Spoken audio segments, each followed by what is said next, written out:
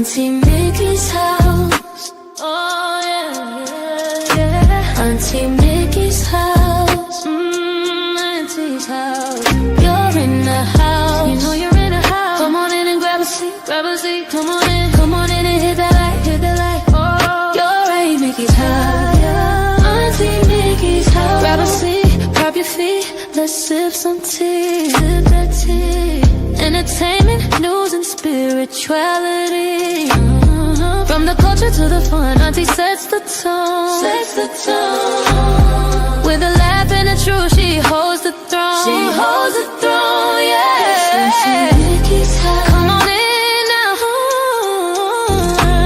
Auntie Mickey's house. Oh, Auntie's house. You're in the house. You know you're in the house. Come on in and grab a seat, yeah, yeah. Come on in and hit that light. Don't forget now.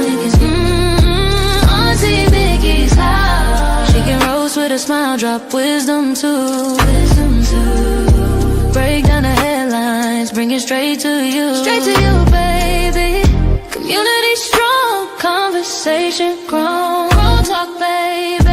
Auntie Mickey's house. Make yourself at home, yeah. Come together, every voice is heard. Every voice. Respect the vibe, let's share the word. Oh, yeah. From the jokes to the prayers, she keeps it real. Keeps it real. Auntie Mickey's house, that's the deal. That's the deal, baby. Auntie Mickey's house. Auntie's house. Oh yeah. Auntie Mickey's house. Auntie's house. Alone in the house. You know you're in the house. Come on in and grab a seat, grab a seat. Come on in and hit the light, hit the light, hit the light. You're at Auntie Mickey's, yeah, yeah. Auntie Mickey's house. Auntie Mickey's, Auntie Mickey's house.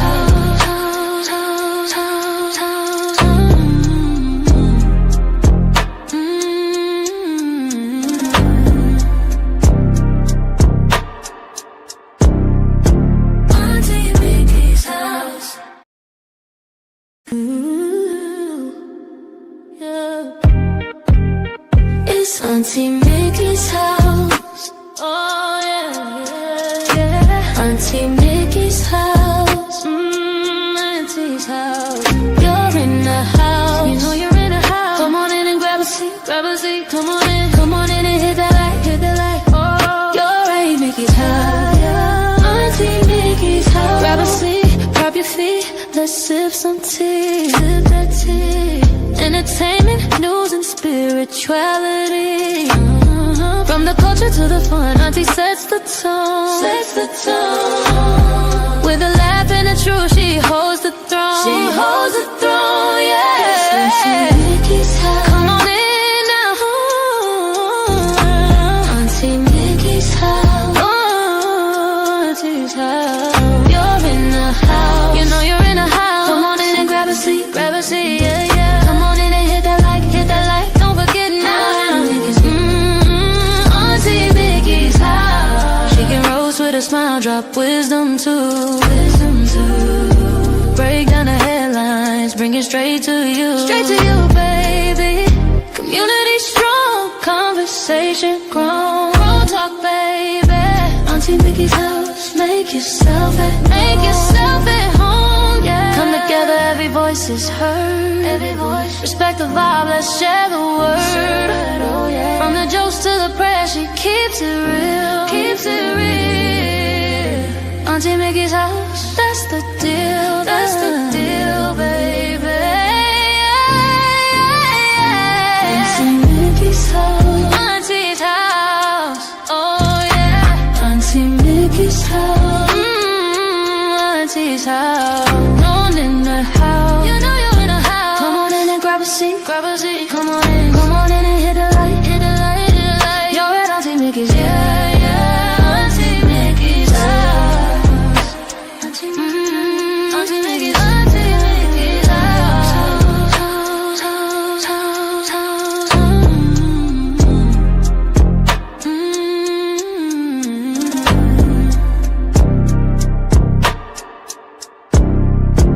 Auntie Mickey's house.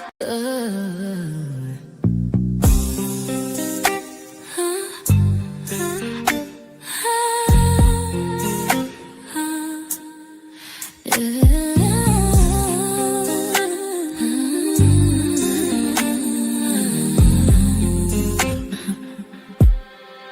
Auntie Mickey's house. Oh yeah, yeah, yeah. Auntie Mickey's house.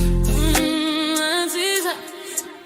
You're in her house. You know you're in her house. Come on in and grab a seat. Grab a seat, come on. Come on in and hit that light. Hit that light. Oh, you're at Auntie Mickey's. Yeah, yeah, yeah. Yeah, yeah. Auntie's house. Auntie's house. Auntie's house. Grab a seat, drop your feet, let's sip some tea. Sip that tea. Entertainment, news, and spirituality. From the culture to the fun, Auntie sets the tone. With a laugh and a truth, she holds the throne. She holds the throne, yeah. Auntie's house. Oh, Auntie's house. You know you're in her house. Come on in and grab a seat. Grab a seat, yeah. Come on in and hit that light. Hit that light. Don't forget.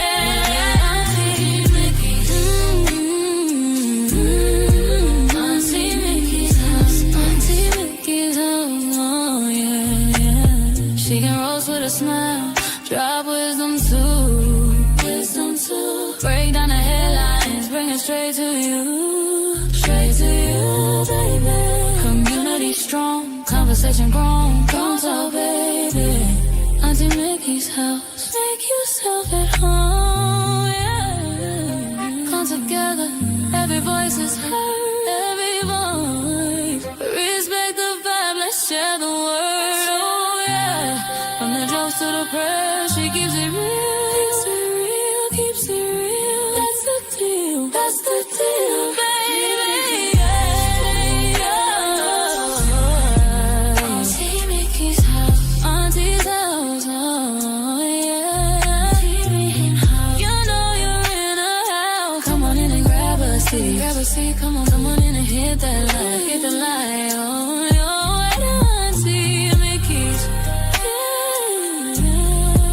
Auntie Mickey's house, Auntie Mickey's house, Auntie Mickey's house.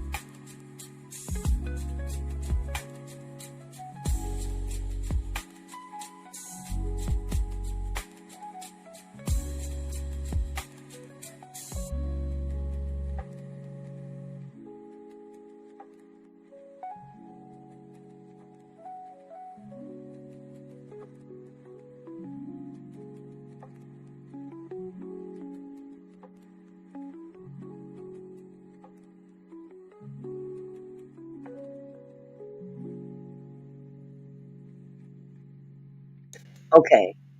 I'm glad. I'm glad you guys couldn't hear me because I just cussed somebody else out in the chat. Y'all probably seen it disappear. Hello, sweetheart. How are you? Oh my. Well, I don't know the details other than he's gone. Oh, why? I better learn how to face it. She's gone. Oh, thank you, QT. That was none other than the mighty Danny Robertson that did that music. Yes, she did. Yes, she did. Yes, she did. Yes, she did.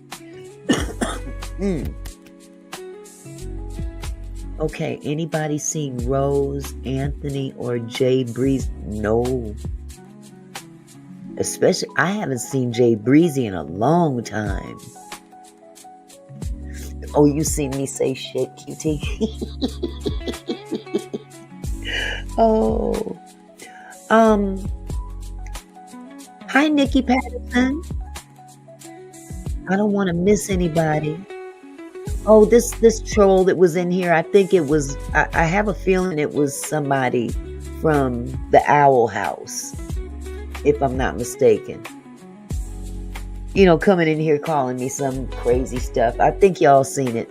You might have seen it in the chat. I ain't got time for that bullshit. Excuse my French. So I cussed her out, but y'all couldn't hear me because I was muted.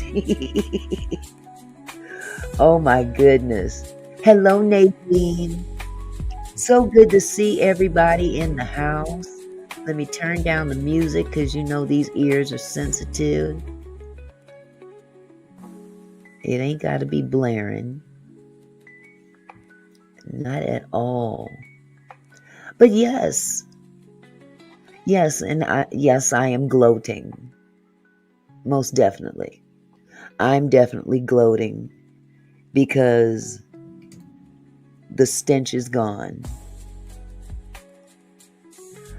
No, use wisdom. You know what? I have a theory about that one. I have a theory. What was that chick's name? L something. Oh my goodness. What was that woman's name? Anybody remember? Oh my God, what was that woman's name that was chasing him every time he'd go on? Lauren C. Thank you. Use wisdom. Lauren C.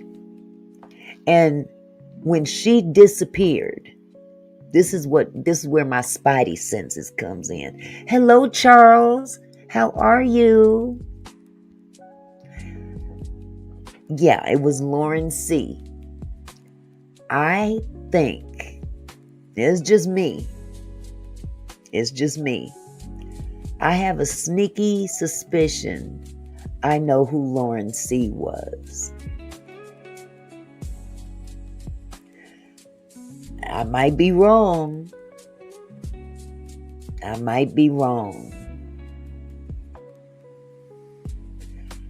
But remember I told y'all about that researcher?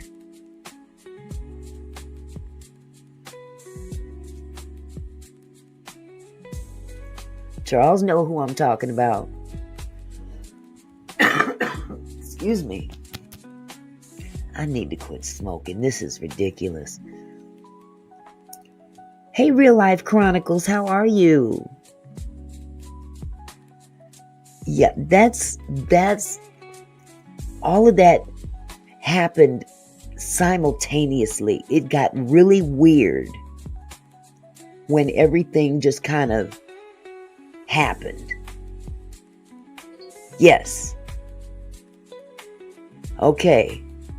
So, there's a lot that went on in the background. Yes, Benjamin. Yes. Now, I'll just give you a little drop of her.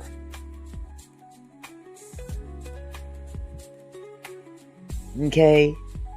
I'll just give you a little drop of her. Hi, Desire and Fire. I haven't seen you so long.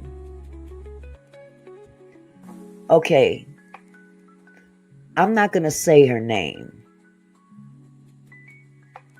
I'm not going to say her name. Because it was an alias anyway. But she claimed to be the one doing all his research. And I think I told you guys all this in the beginning. And she would periodically come over, quite often actually, and, help me out in how to find, stuff on the internet and stuff like that. She was quite helpful. And then she dropped some information on me. I'm not going to go into a whole lot of detail about that either. I'm going to confine it to those that were involved only. Okay. And she dropped some information on me, and I questioned where she got it from. I asked her, where'd you get this from? Because I sure was about to run with it. I ain't gonna lie. I was about to run with it. Whew. Hello, Retreader. I'm doing good. Well, it wasn't AI. No. I spoke to this woman on several occasions, Benjamin, on the phone.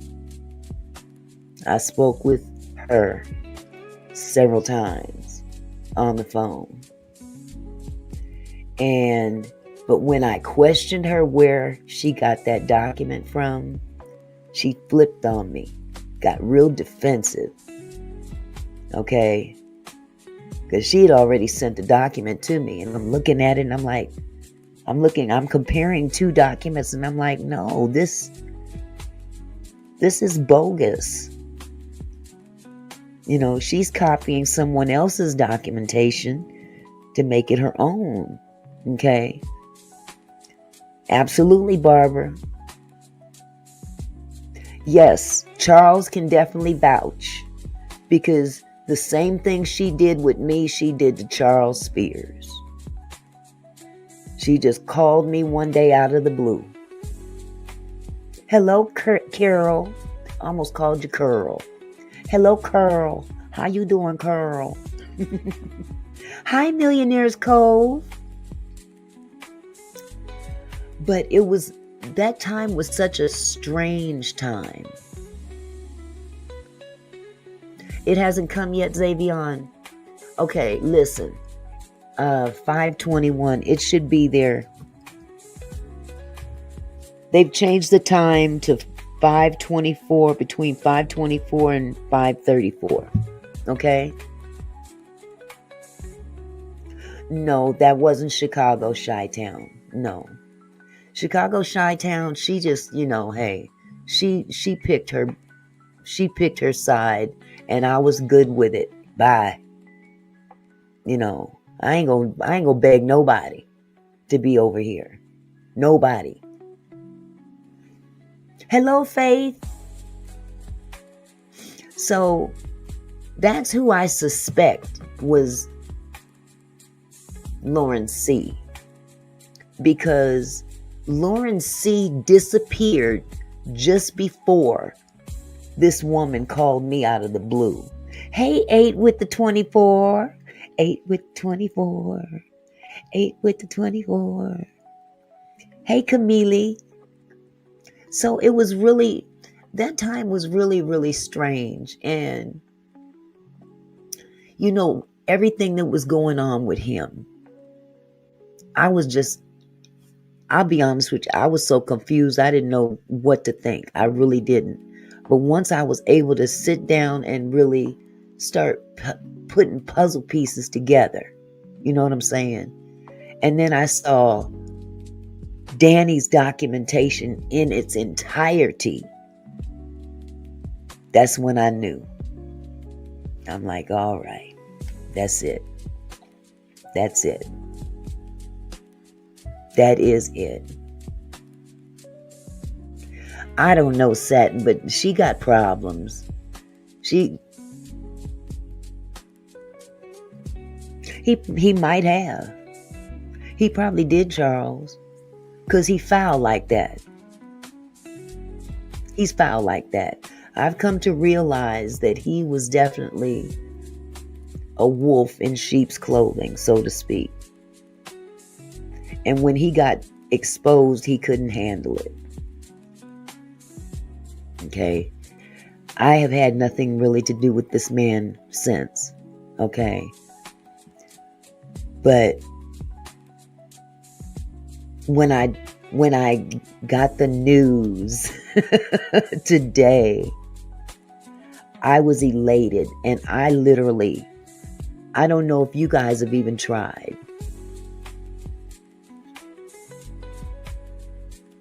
Tonight her name was Lauren C. something. I don't understand what you mean, Barbara. Yeah, it was Lauren C. That was all. It was Lauren C. How did I find out he's out of here? I got it from a very reliable source. I do not want to name any names without anybody's permission. And I can say that this person was also elated. So you seen Terminated. It's actually 2 channels have been terminated. 2.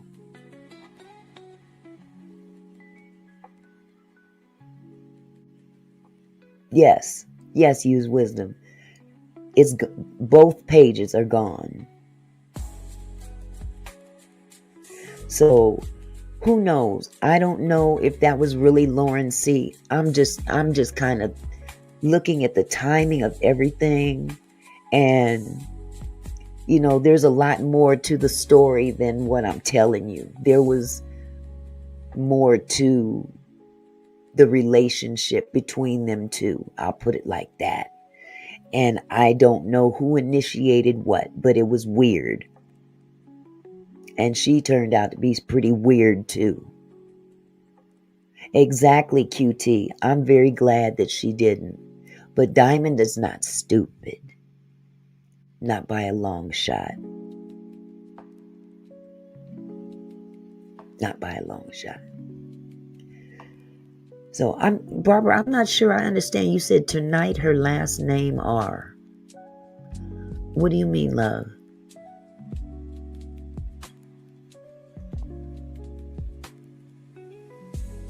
I'm not quite sure I understand.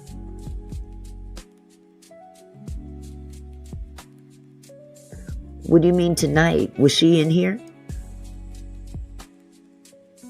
Was she in here, Barbara?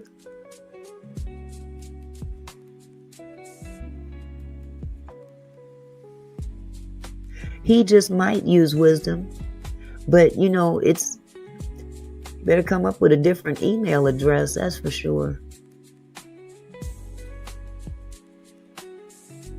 Who knows? But at this point, I don't care. Vamonos. Poof, be gone.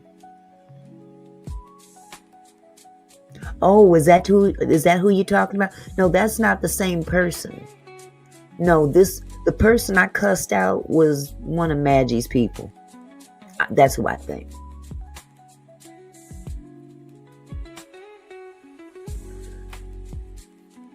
Hey, I'm here to tell you, Fonda. Exactly, Real Life Chronicles. It was really tasteless, and I'm not going to say LaWanda, ooh wee. Yeah, there's a little story about that too, which yeah, the word on the YouTube streets was he was over there helping Maggot with her corny little fake lawsuit. That's allegedly. I'm gonna say allegedly, but When liars lie, you never know what they're saying is the truth.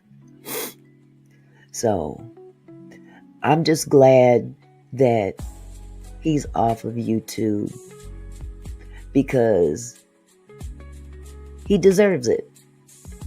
He deserves it. Not only for what he did to me, but for what he did to a lot of other people, especially his daughter. Especially his daughter. But see, he not only did her wrong and did me wrong, he did y'all wrong. See, he didn't just scam me. Every doggone super chat, every cash app that he had the mods, literally, I need you to push those cash apps. I need you to push those cash apps. Yeah, maybe he is in the bushes. He can stay in the damn bushes. I don't care. Look, can't say nothing to me unless it's a lie. And I'm not lying. Everything I'm saying is the truth. And if I don't know it's the truth, I will say allegedly. But you can't sit up there and use your veteran status to intimidate me. That ain't gonna happen. Because just because you've been in the service don't mean you can walk around here doing people foul either. So I'm not gonna say too much more. But it is what it is. And the fact that he scammed all of us. I never thought I'd have to talk about this again. But like I said, it is what it is. So, and Millionaire's Cove, that mess right there with Barbara, that was foul. That was foul. I'm not naming that person's name either, but she did not deserve to be treated like that. Oh, I was Lauren Nicole. Oh, I was in love with an incestuous rapist. I'm sorry. Lauren, why are you here? Why don't you go and suck off yourself? How about that? Go ahead and do that. Because I ain't in love with nobody but my husband. I don't need no incestuous rapist. I have a whole man. Maybe you should try to be one or the other. How about that? Pick your fights. Pick your fights wisely. Boo-boo. Yeah, pick your fights wisely. And fix that confusion you got going on up in there. Figure out what you want to be. Okay? Work that out. So like I was saying, yeah, this Lauren thing that keeps coming in here is talking a whole lot of crap. That's not Lauren C. That's not Lauren C. And if it is, I still mean it. I don't care if it's who I think it is or if it's another person. Whoever it is, they can go suck off. Bend over, suck it off. Hello, Daphne Warren. How are you? It might be him. Hey, I don't care who it is. If they coming up in this chat and they want this smoke, I'll give it back to them. I'll give it right back. I did twice. It just comes back in another name. So, hey, if you gotta come to you if you want to bring ass, you better know you gonna get ass. Except it's gonna be me turning it for you to kiss it. Yeah, exactly, Carol. Yeah, that was it. Career. a career.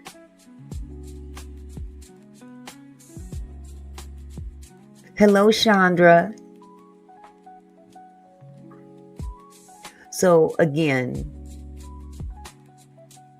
I wanted to bring that good news to everyone. Hey, what they say, what goes around comes around. It came around. God don't like ugly, ain't too fond of pretty. So I just kicked ugly out of here. Maybe ugly will come back and get kicked out again. Who knows? But nevertheless, I'm not going to waste any more of y'all's time talking about this fool. Okay? Hello, Trinity Love. How are you? It's so good to see you guys. I haven't seen all of you in so long. Okay, 22K. For real. For real. Wow. That's a bit of a stretch. I could see that back then when everything was cool, but when all hell broke loose, it still stayed the same. No, something wrong with that picture. Something wrong with that picture. So, I don't know. I'll let y'all draw your own conclusions. But, did I block Fonda by mistake? I hope I didn't. Let me get her back. Y'all hold on just a second. Y'all talk amongst yourselves. And I'm going to go ahead and go into YouTube Studio and see what I just did. Because I was, you know how sometimes the chat can jump just as you're about to click on somebody to ban them or whatever. And you end up clicking on the wrong person. I hope I didn't do that though.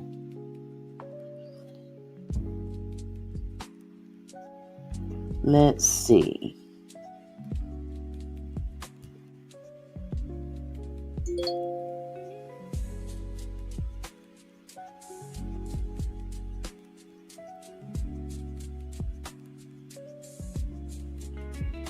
Dun, dun, dun, dun. Dang, I didn't realize I had so many people banned. Banned. Oh my, that's a lot of people. It's gonna take me a minute. I'm sorry. I don't want that to happen with Fonda. Fonda's my girl. Let's see.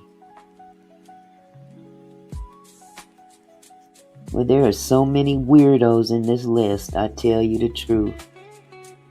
People that I have banned for a long time. A long time ago.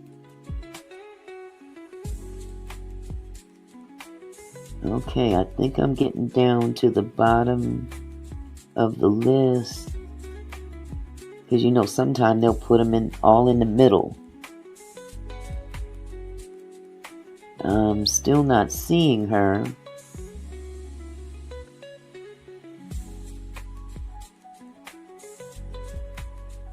Oh my goodness. This is the part I don't like. Trying to find someone you accidentally blocked. She's not on this list.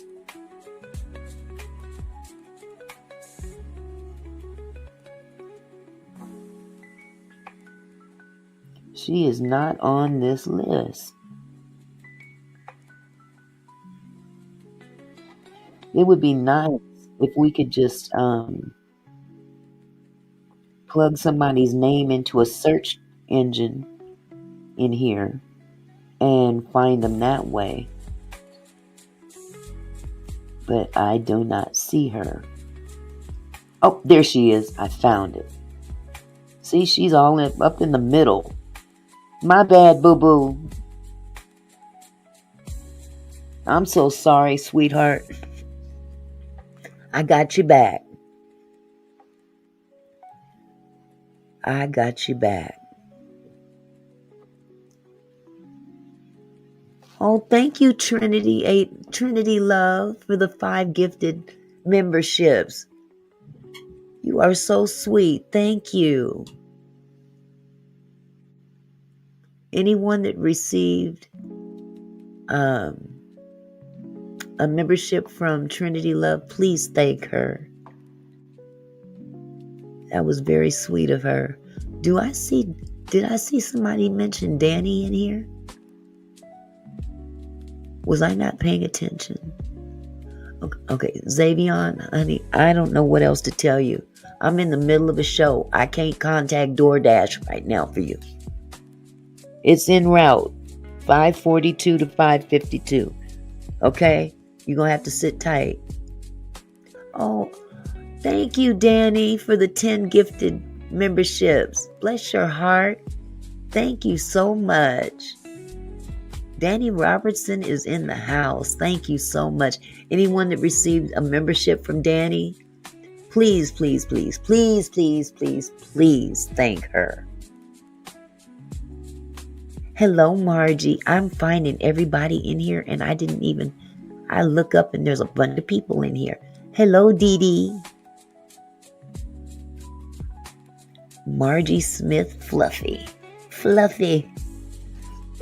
Excuse me.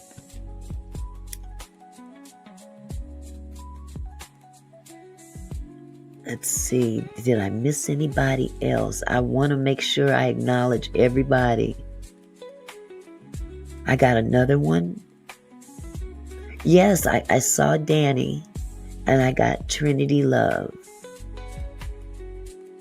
That's sweet of both of you guys. I really appreciate it. Wow.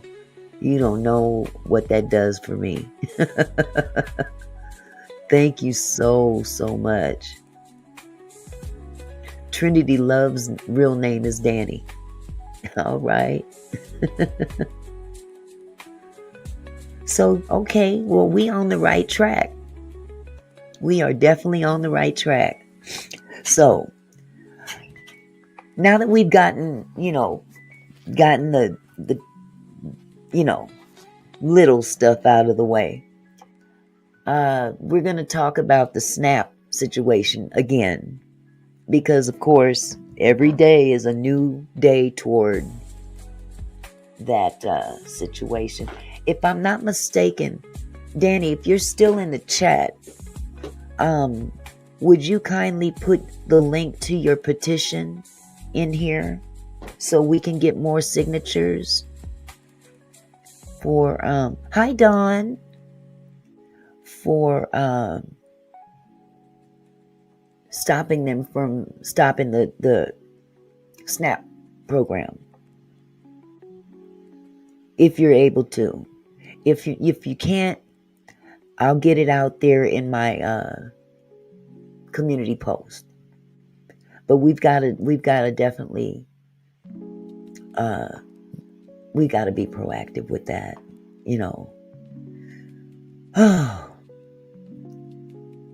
But okay, you didn't receive one. You didn't receive what, Camille?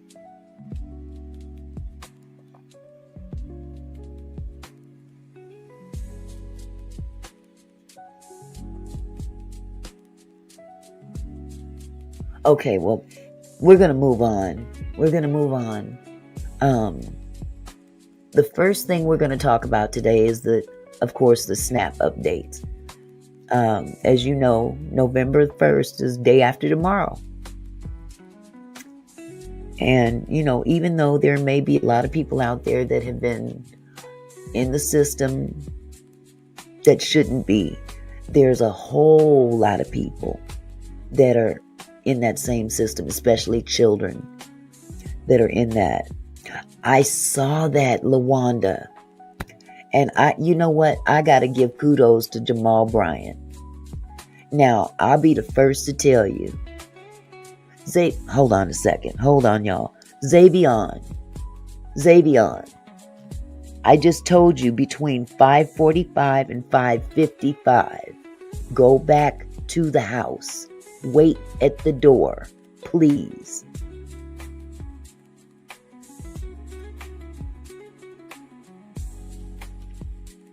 Be patient. It's only 5:43. They updated the time from 5:45 to 5:55. If you want this food, you're going to have to wait for it, okay?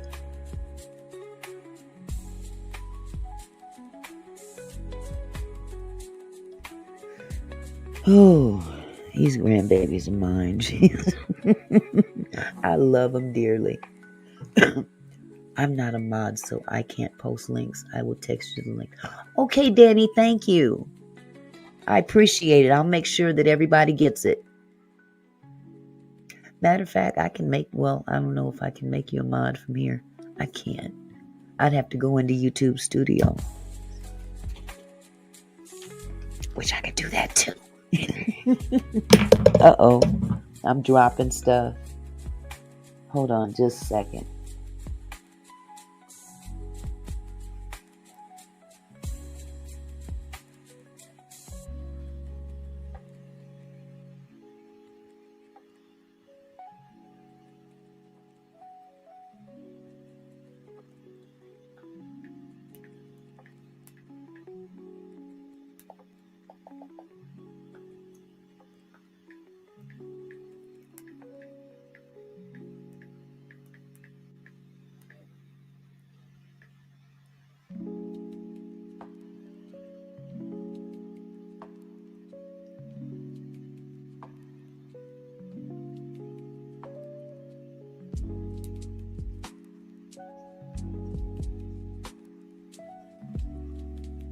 Okay, I might have to do this later because I'm messing up. Okay, I just had it. I had it right the first time.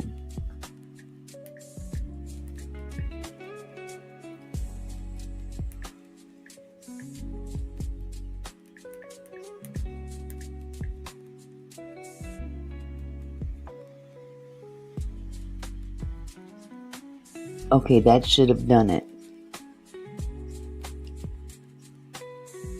That should have done it.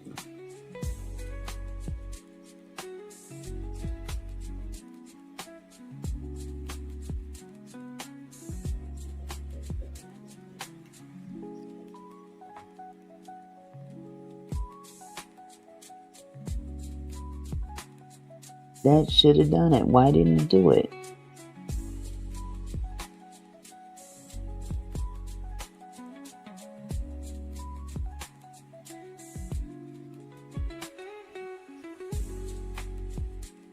Okay, I'm messing up.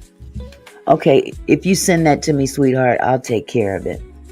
I'll take care of it. I need to get it together anyway.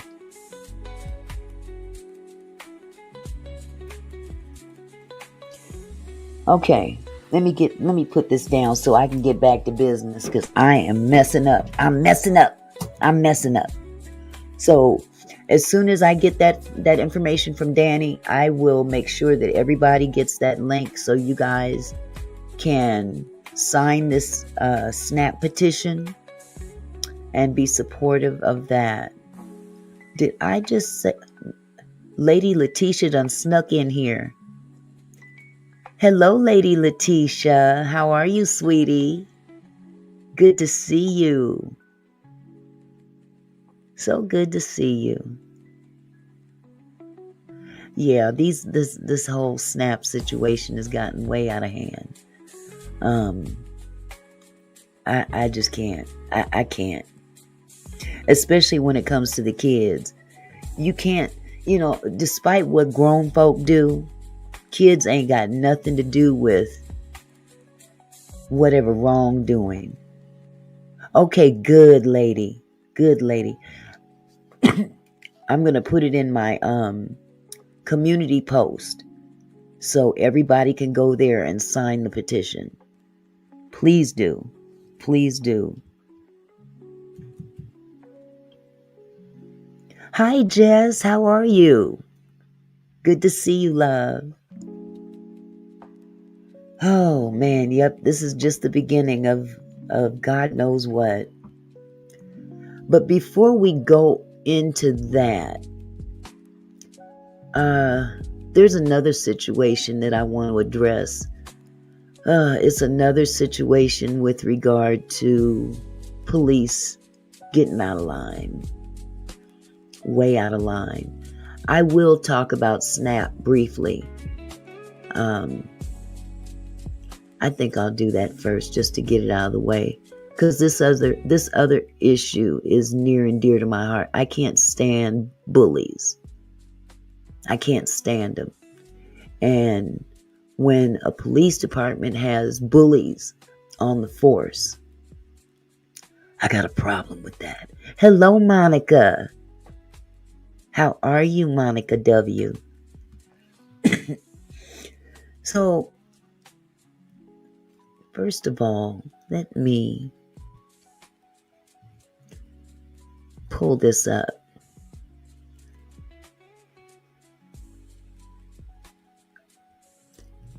There's been a whole lot trending about this issue, the SNAP issue.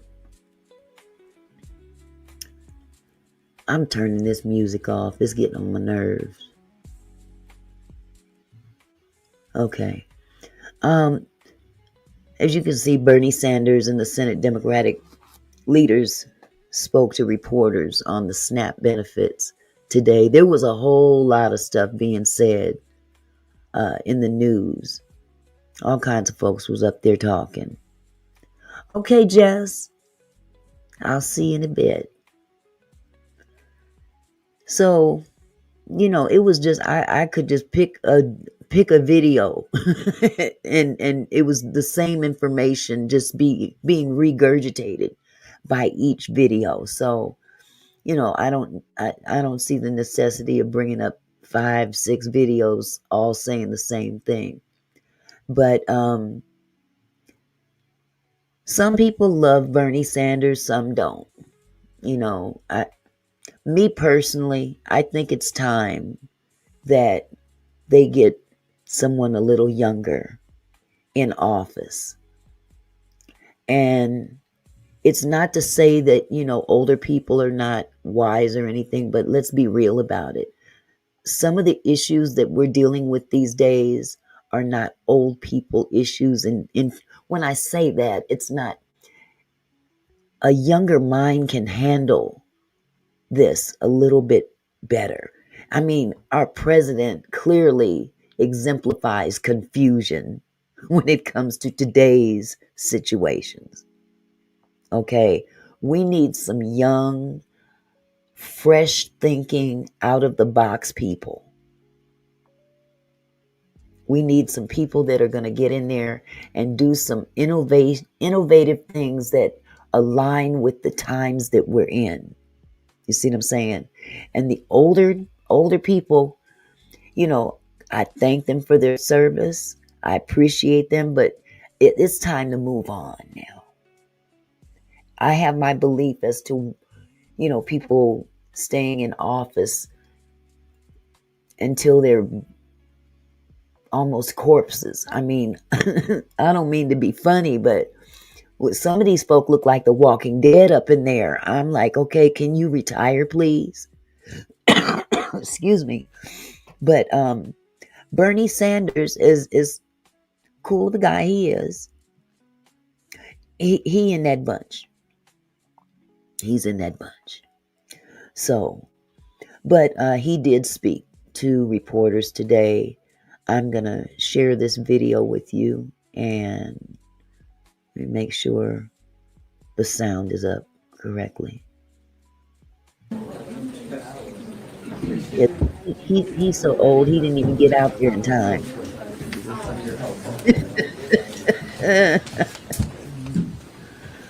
Oh my goodness. All right, thanks very much.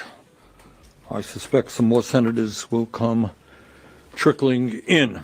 Now, let me start off by just making a few brief points about where we are today and how we got to where we are. This government shutdown is taking place for one simple reason.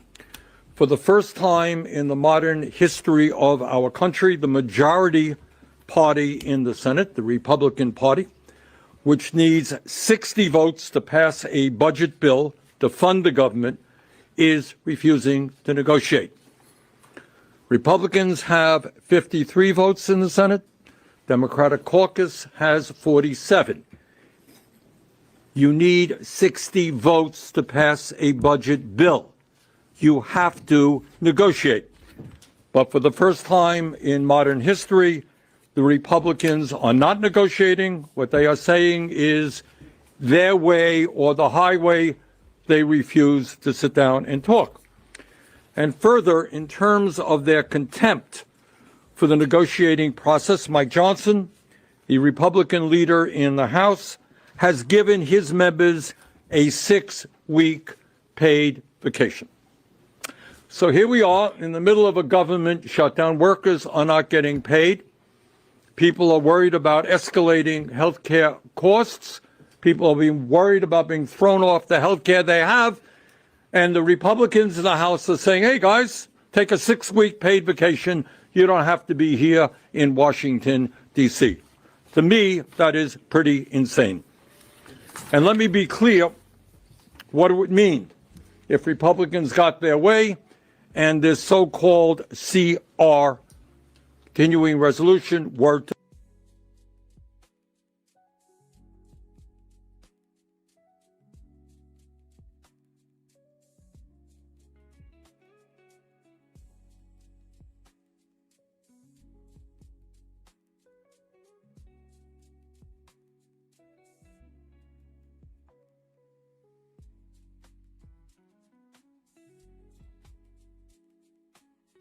I'm sorry, I was freaking muted again.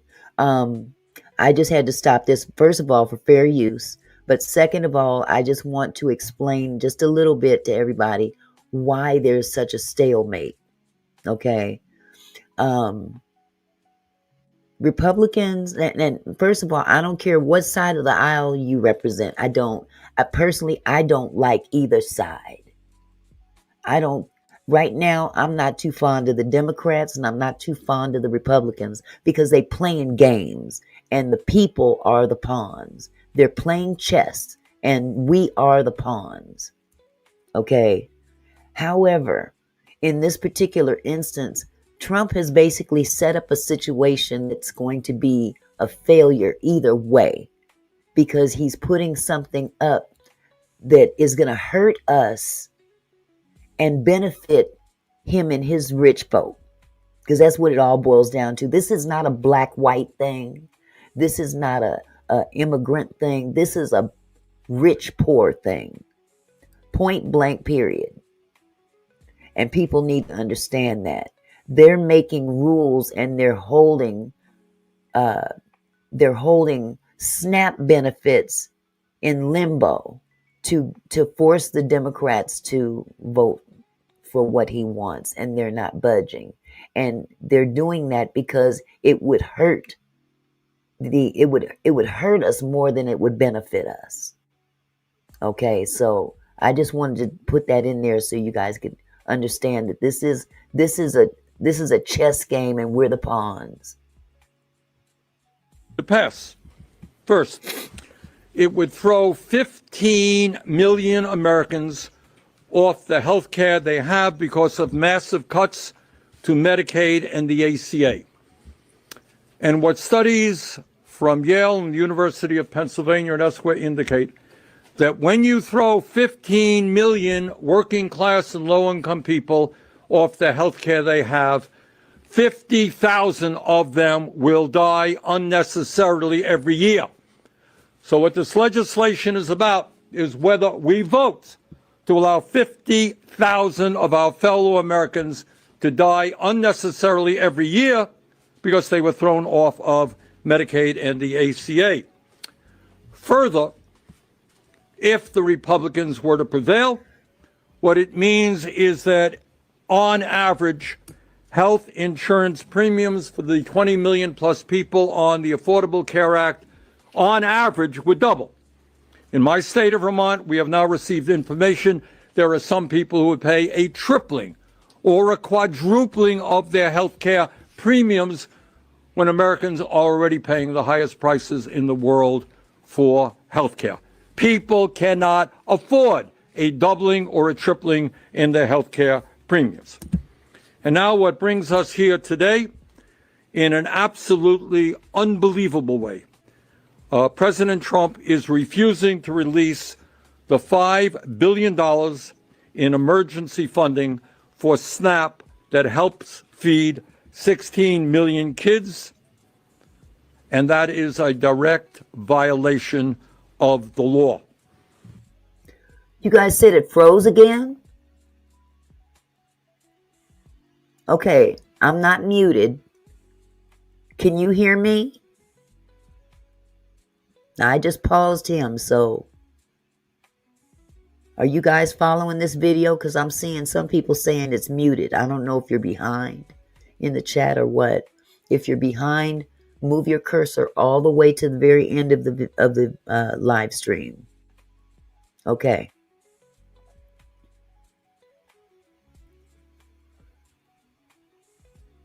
Exactly, Faith. But in the same token, this is illegal. This is an illegal move that the Republicans are making because the money is there in reserve for emergencies. This is an emergency. When you're talking about not feeding millions of people, that's an emergency. Especially when you're talking about children.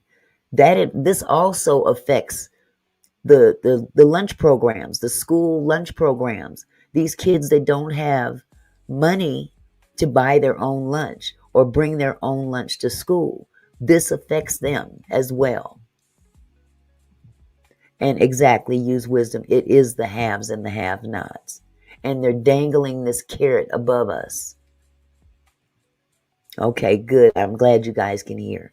So let me start this back up. He is prepared to let millions and millions of children and their parents and grandchildren go hungry because he sees maybe there is a political gain in that. Let there be no mistake, and that is what this statement is about. This is on the U.S. Department of Agriculture website until very recently.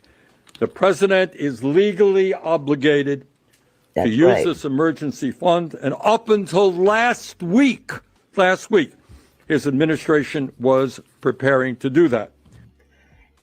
That's the illegal part. The money is there for a time such as this, and he won't let it go. He's saying that we can't do that. But you've done it before. So were you breaking the law then, or are you breaking the law now? You can't be in line with the law in both cases. This is definitely a manipulation of the people of this country that are in need. And the saddest part about it is what they're holding over everyone's head is the healthcare system. Grandma and grandpa's on Medicaid and on a fixed income, and they got doctor's appointments and co-pays that they got to pay. And the next thing you know, this man's trying to jack up their premium so high they can't afford to go to the doctor. So people could possibly die. People will die. People will die if the Democrats cave and say, okay, this is as long as everybody eats. See, which is the lesser of two evils? They're both evil.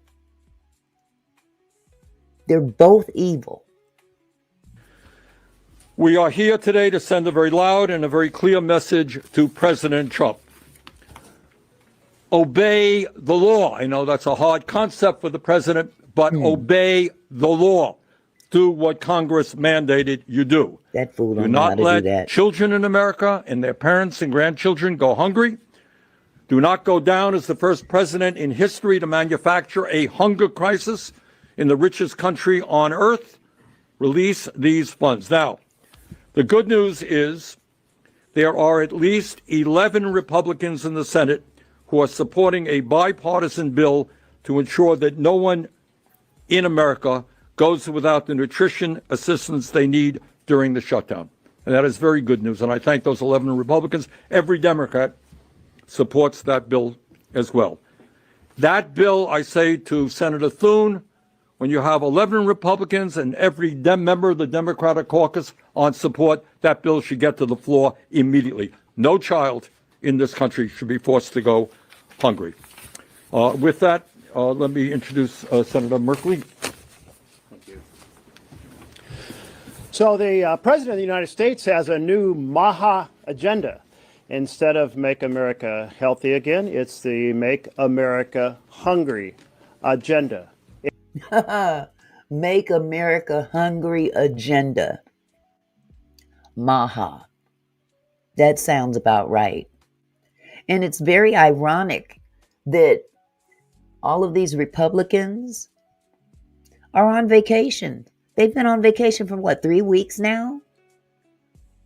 They won't even come back to try to work anything out. This man has twisted, oh my God, this man has twisted the system in such a way that there is going to take 2 or 3 other administrations to undo it at this point. And just like I said last night, the whole bottom line, I believe, and this is just my own personal opinion, that man wants martial law.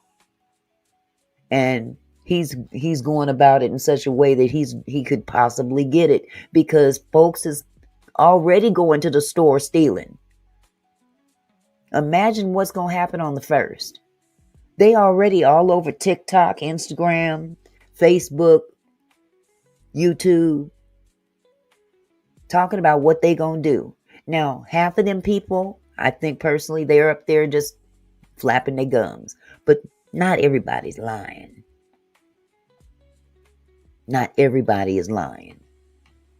People have become comfortable getting those funds. And you can't penalize the kids. Now, it's true. Shaniqua didn't need to lay down and spread it wide and drop it like it's hot to have all them babies, but they're here now. And they gotta eat. It's weaponizing food, using food as a weapon against America's most vulnerable families. In my state of Oregon, you're talking about 210,000 children. You're talking about 130,000 seniors.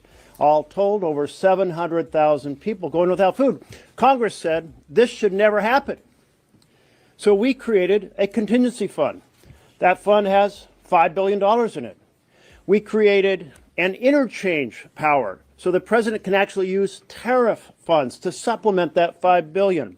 And here's the President of the United States last month acknowledging that that's the intent of Congress, that this funds exist, people will not go hungry. Okay, Retretta. Now, I didn't hear this. You said November will be paid per Trump this evening. When did he announce that? Was that within the last hour or so? That's the first I've seen that.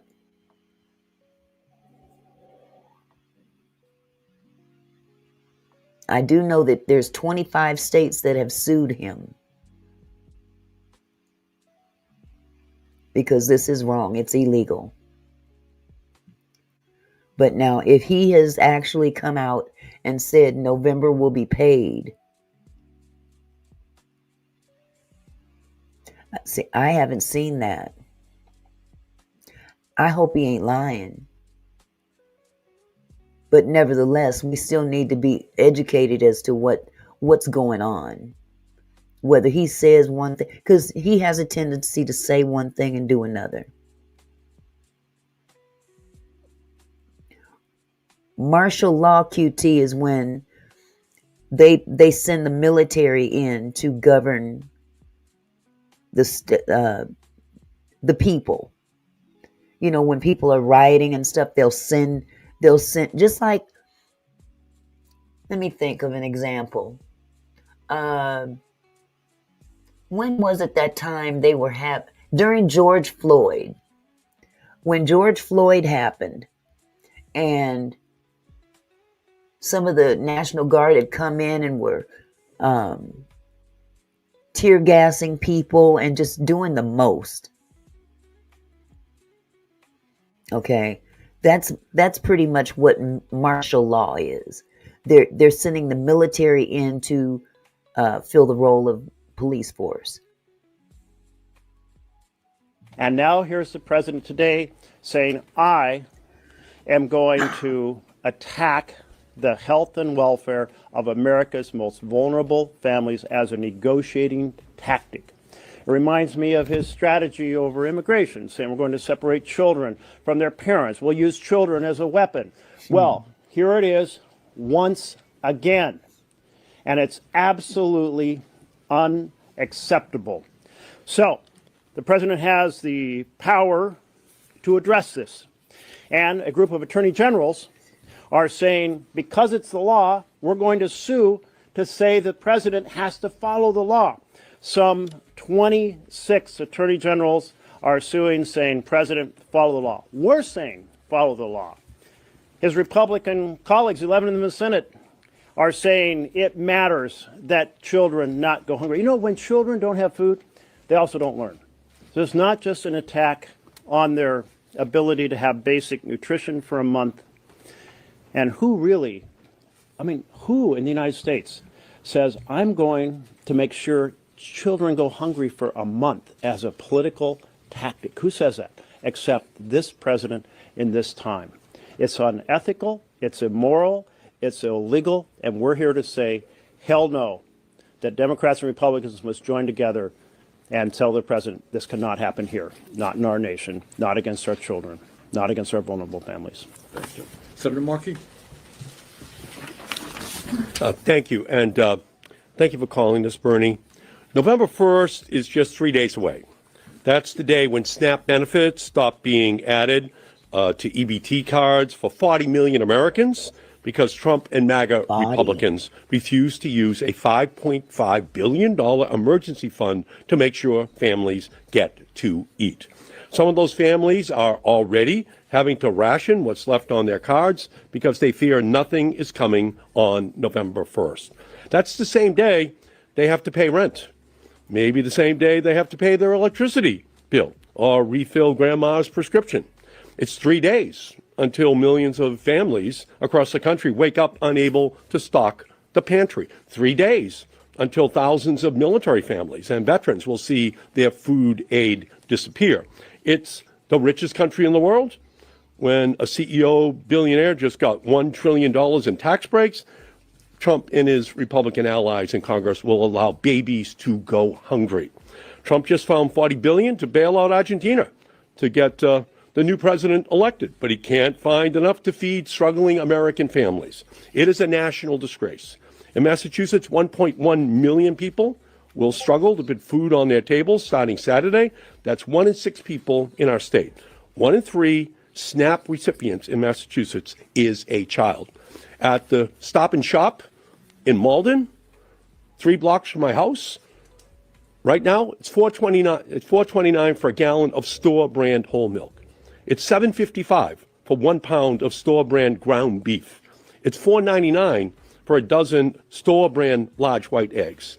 And all a SNAP recipient gets is $6 to $7 a day. That's it. And they're going to cut that off. In New Bedford, it is half of all households are on SNAP. In Chelsea, 1 in 4 people receive SNAP benefits. And that's people who have real needs that have to be met for their families. So there's no reason a baby should cry and want for food. There's no reason a mother or father should have to experience the heartbreak of watching their daughter or son struggle to focus on homework because they missed a meal. Trump's cruel cuts are also straining the food banks, the pantries, are already struggling to feed and meet the needs of hungry residents. Now, this is where I have to give, I meant to say it earlier about Jamal Bryant. Jamal Bryant did something that a whole lot of others in the church world in this country should be doing. And what he told his parishioners is to, instead of paying your over and above offering, because I guess he has some kind of little offering similar to Winans, except he ain't asking for it for a 20-year-old building he's been building for. Never mind. Anyway, he said instead of giving to the church, give to each other. And I thought that was very commendable of him. And I just hope and pray that other churches take heed and do the same thing, because truth be told, that's what the church is supposed to be doing anyway. But that's a whole new different live. I'll talk about that later. A reality that was quite clear when I met with food bank leaders and anti-hunger organizers at Project Bread in East Boston on Friday. This moment isn't just an economic failure. This isn't just a civic failure. This is an utter moral failure for the Trump administration and MAGA Republicans. The president could choose to end this crisis today with just one vote. Republicans could restore health care and food assistance for millions of families across our country and reopen the government. Just one vote. But the president can use his emergency power to solve the health care problems that are going to be created by the food crisis. And he can do it right now, and he should do it. Thank you. Senator Smith. Well, thank you, Senator Sanders, and thanks to all of my colleagues to stand here with millions of Americans who are saying that our kids should not be used as bargaining chips in this ridiculous game that President Trump and Republicans are playing with the health and well-being of Americans. I want to just make 2 points. The first is that Donald Trump clearly has the authority to keep SNAP funding during this shutdown. He is just refusing to do it. His own USDA, as Senator Sanders just showed us, told. Okay, you know what? They're all saying basically the same thing, back to back to back to back to back. I think we got the idea. Okay. I think that we pretty much got the idea that Trump is holding people hostage. He's holding poor people hostage in terms of their food. And isn't it ironic he picks the month of Thanksgiving to do it? When was this conference and what did Trump say about it? I have no idea what he said about it. Use wisdom. I'm sure that's on another channel somewhere. He's not even in the country right now. He should be on his way back from South Korea. Or was it North Korea? South Korea. Jesus, these people call when I'm not supposed to get a call. Why is my phone ringing?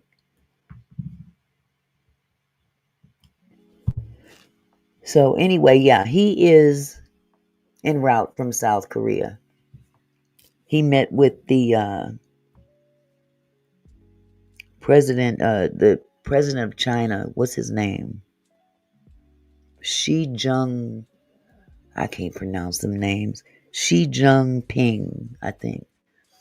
And actually, they had cut kind of a nice little deal. They met in South Korea, and made a 1-year truce. But all of this is overshadowing this. As a matter of fact, which is off topic, but Trump is now he is ordering that we start nuclear testing again. The man trying to kill us. He trying to kill us all. He gonna starve the people, and he gonna oh Jesus. Let me shut up. But anyway, I'm gonna move this a little further because there is a lot more that we could be talking about. Let me skip forward a little bit. Murphy. Thank you very much, Bernie. Listen, I think we have to understand that Donald Trump and Republicans have one priority and one priority only. That is the enrichment of their billionaire and corporate friends at the expense of everyone else. The big, beautiful bill is a simple enterprise, the most massive transfer of wealth from the poor and the middle class to the rich and affluent in the history of the country. Included in that big, beautiful bill is a massive cut to nutrition benefits. And so the tactics they are using today are in service of maintaining their one single priority, the tax cuts that they were able to gift to the very wealthy and the very powerful. The richest families in this country in the big, beautiful bill got a tax cut of $270,000.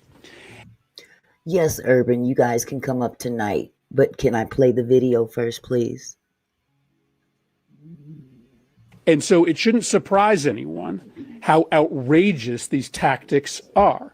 One is to tell House Republicans to not show up for work, right? I know you guys have to write a new story every day, but there's really only one story, which is that the House Republicans have been AWOL from their jobs for the entirety of the shutdown because it's easier to protect your tax cuts for the wealthy if you don't even require your employees to show up on the job. It is extraordinary to put families in this country through the horrific, mind-altering pain of knowing that your children are going to go to bed hungry at night. But it's in service of protecting the tax cuts for the wealthy.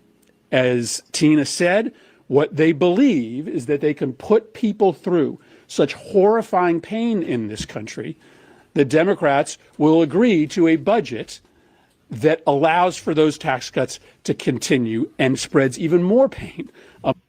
Okay. Like I said, they're regurgitating each other's words. Let me go toward the end. We'll listen to Bernie for a minute.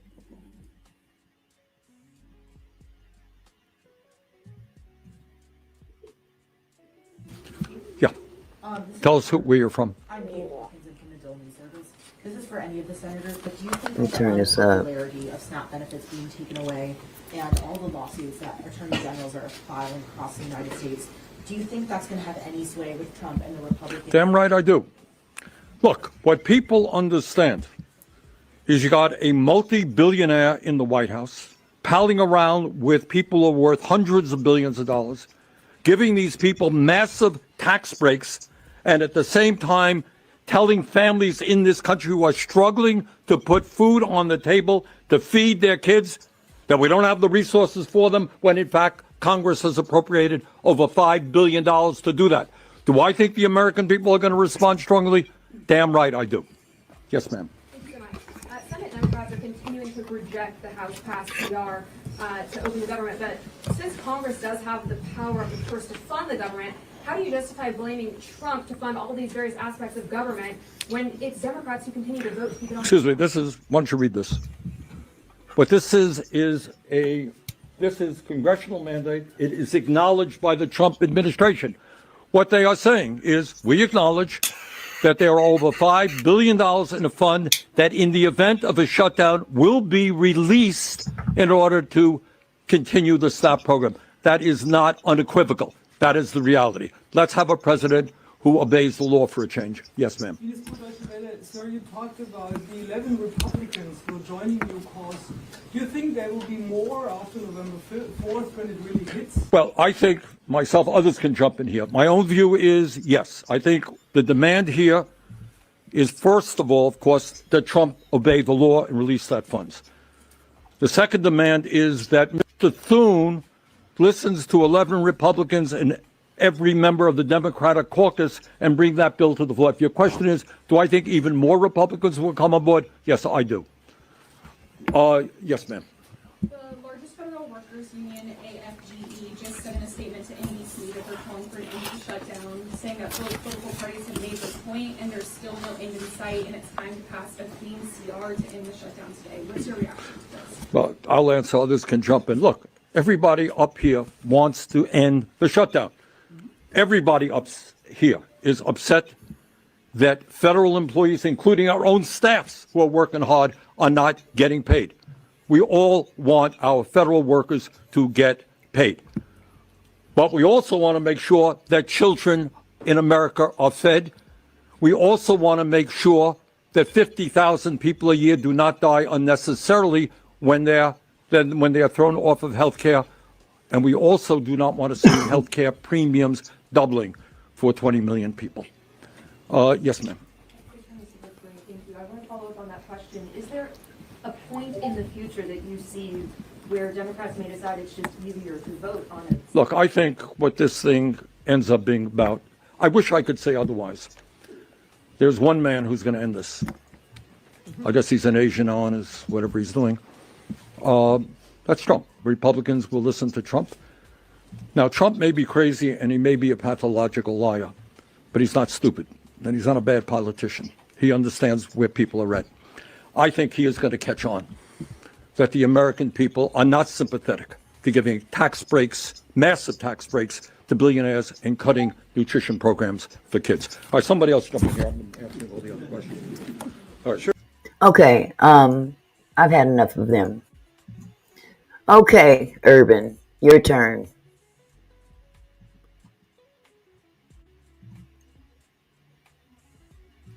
There you go.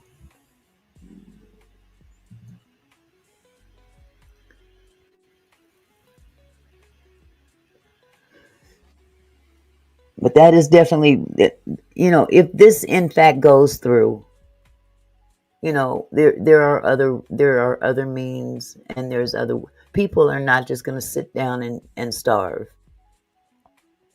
Nobody's going to do that. People will band together. Churches will come out of the woodwork giving what they can, But the fact still remains is that we've got a liar in the White House, and we all know that. And what they are trying to do is divide us. We divided right here in this chat. Truth be told. So, there you go. There's the link. Urban, if you want to come up.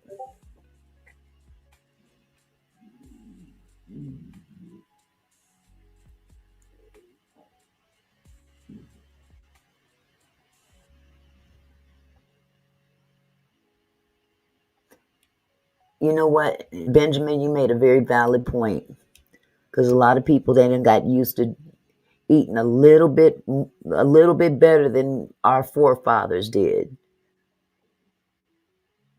Long time ago, people made do with their scraps, and they ate well. As a matter of fact, those scraps that they had back then are that's what people are going to restaurants to eat now.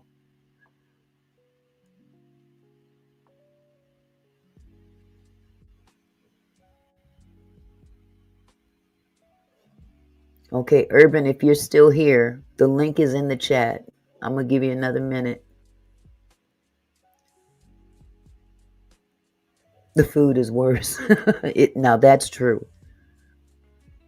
They've tampered with our food supply in such a way that I don't know what to think about it.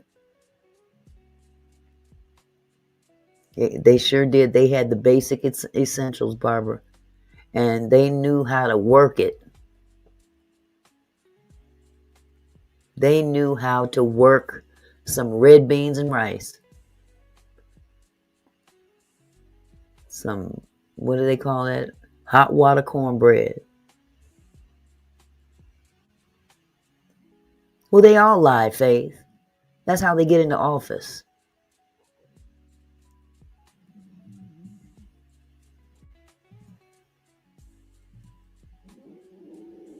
Okay, there's the link again. Use wisdom if you want to come up.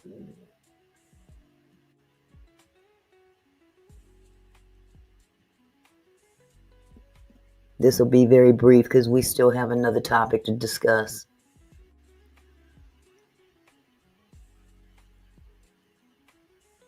At some point in time, Faith, I think they were. At least they are now in some instances. Oh, I don't have that to drop in the chat. I'm sorry, use wisdom. I misunderstood what you meant. I'm gonna drop that link in my community post because it's in my email and I can't pull it out of there. I mean, it's in my text messages. I'm sorry. So I can't pull it from there into the chat directly. So I will put that in my community link. Okay, well, it'll be there in the morning when you get up. It'll be there for you, love. I promise.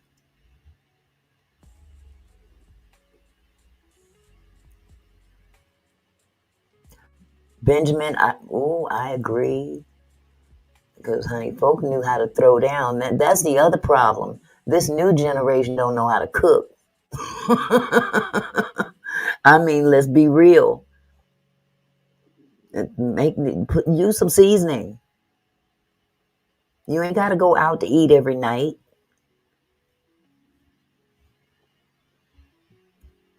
But, it is what it is. Okay. Well, we're going to move on to the next topic. This next topic, it involves a Detroit police officer who on Sunday, I believe it was Sunday the 27th, if I'm not mistaken, this past Sunday, was involved with a police officer actually shot a female driver 6 times in what shouldn't have happened. Okay, this should not have happened. As a matter of fact, let me pull up this article before I pull up the video. Oh, I'm sorry. Before we do that, though, there is one other video that I did want to share with you. It's very brief, but a judge has come out.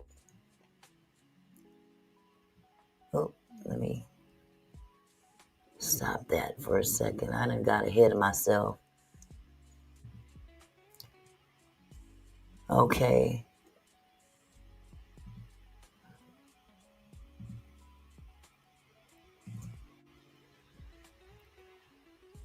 Okay, here we go. Judge indicates she'll intervene in fight over SNAP food assistance money. See, we ruled out the judges with the power. We ruled out them judges that have the power to overstep on Trump. So I'll just play this brief video. It's self-explanatory. A major development this afternoon as millions of Americans are preparing to lose government food assistance. A federal judge now says she may intervene to compel the Trump administration into using emergency funds to keep the SNAP program open. If not, 42 million Americans will begin to lose their benefits starting on Saturday. It is day 30 of the government shutdown, and as the pain sets in for so many, lawmakers are scrambling. Today, Republican leaders are blasting Democrats' push for a partial reopening. Here's what House Speaker Mike Johnson told CNN today. If you deviate from the goal of reopening the entire government, Chuck Schumer and the radicals over there will continue to play games with people's paychecks, their livelihoods. And if you do just part of this, it will reduce the pressure for them to do all of it, to do their basic job, and that is reopen the government. This is very real and very serious, and they can end it today. CNN's Renee Marsh and Danny Freeman are following all of this for us. Renee, what more is the judge saying in this effort to keep SNAP money flowing? Right. So there's this pot of more than $5 billion in emergency funds just sitting at the USDA. And the Trump administration said in court today that the agency was prohibited from tapping into those emergency funds to keep the assistance benefits flowing to those 42 million Americans who rely on it. The Trump administration's lawyers also said that the agency didn't want to use those funds. And the judge really pressed them pretty hard on this, asking where in the law does it prohibit using these funds to prevent prevent the suspension of SNAP benefits, which, by the way, SNAP benefits have never been suspended or reduced before. But the administration's lawyers struggled to really give a clear and even convincing reason for why they needed to suspend these benefits. That's the judge true, at Benjamin. one point was Never. so confused by the administration's arguments Not that this she said, long. quote, Congress has put money in an emergency fund for an emergency, and it's hard for me to understand how this isn't an emergency when there's no money and a lot of people are needing their SNAP benefits. And that really was a key moment. The judge indicated that she may ask the agency to explore reducing benefits because of the dwindling amount of available funds, as opposed to stopping the benefits altogether. That would be complicated because the USDA would have to recalculate how much specific states will get, then states will have to recalculate how much individuals will get. But here's the bottom line. Come November 1st, the SNAP benefits will not be available for the people who rely on them.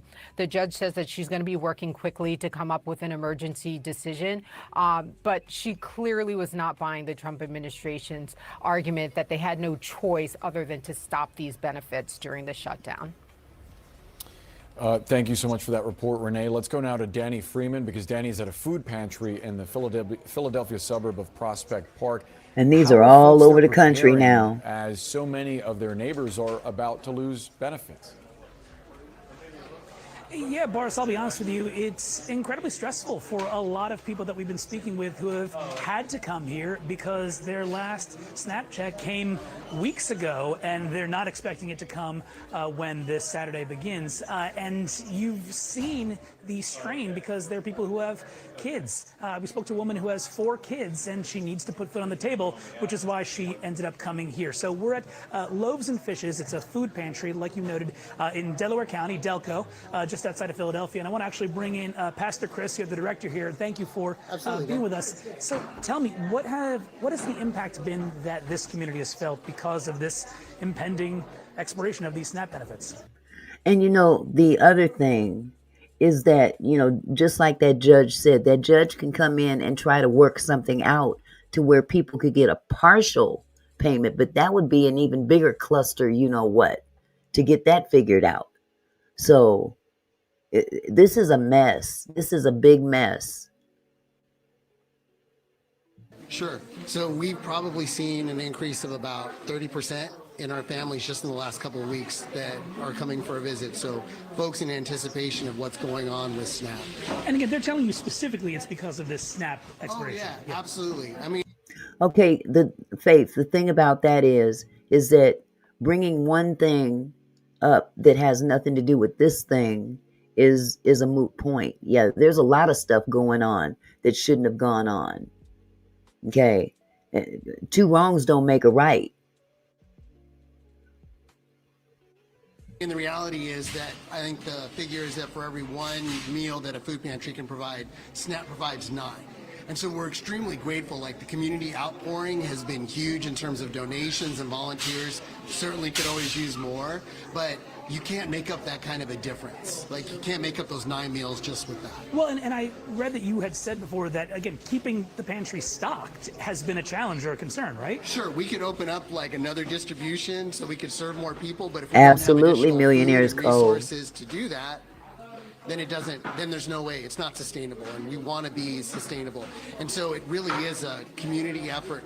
Government, the local community, both those things work in partnership to make pantries work, and half of that equation is just missing, and there's no way to make up that gap by ourselves. You've been doing this for over a decade here. 25 years. Pantry's been here for Pantry 25 has. years. I've been No, I didn't hear that, Faith. I haven't heard that. here for 5. Right, so have you seen this amount of all of a sudden stress come in like this before? So I've told people last Thursday, and I think just because of everything that's going on, last Thursday was probably the first day in my time that I was scared, because there's this sense that there's all this need. Even during the pandemic, we knew that there were additional resources that were coming in, but we're facing that kind of need again, and you don't have the security of those resources. Well, thank you for the work you do, Pastor Chris. I really appreciate you. Thank you for telling our story. No, of course. So you get that, Boris. This is the stress that folks are feeling here, and also the importance of food pantries like this to really hold communities together as they're facing this, again, impending SNAP expiration on Saturday. of course. Yeah, and the limitations that they have, as he so clearly lays out. Danny, thank you so much for bringing that to us. All right. So I wanted to bring that to you as well, that others are working diligently to keep this from happening. But, we're pretty much boy, we are definitely in a clusterfuck right now. Let's be real about it. So, hold on just a second. I'm going to go ahead. We're going to move on to this Detroit police officer. And the story, I think, is more so about the police chief than the officer himself. I mean, the story, if you just listen to the story of what happened with the officer, it's pretty much the canned thing. They're all pretty much the same. However, we have a situation here where it's that rare time when the police chief publicly stands against his own officers in favor of the person that was shot. So let me add this to the stage. I'm going to read this to you real quick.